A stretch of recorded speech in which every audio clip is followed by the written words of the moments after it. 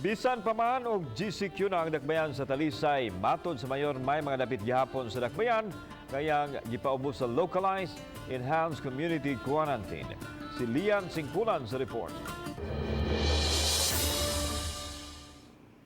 Gipaubos na sa General Community Quarantine ang dakbayan sa Talisay apan matod sa mayor sa dakbayan nga may mga dapit gihapon nga ipabilin sa localized enhanced community quarantine.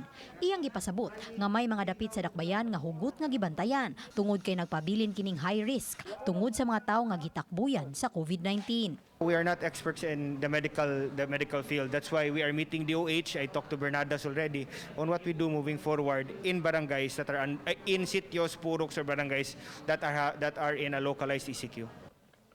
Sa wala pa ipakanaog ang GCQ, may duha ka mga sityo sa Barangay Tangke nga hangtod karon gipaubos gihapon sa lockdown sa miaging semana. Sa mga lockdown nga dapit, did-an gihapon ang mga lupyo nga makagawas-gawas sa ilang mga panimay. Giabagara sa dakbayan ang ilang inadlaw-adlaw nga pangonsumo.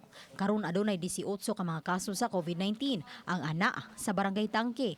Giklaro sa mayor nga gilimitahan na lang usab nila ang pagawas-gawas sa mga tao sa barangay bisan pa man og makagawas-gawas ang uban pang mga sityo sa ilang mga panimay. We don't know the amount of community transmission in Barangay Tangke. That's why while other sitios can go out of their houses, ato na lang sang gilimit ang movement outside. Uban ni Renate Quiñones, Lian Singkulan, Balitang Basta.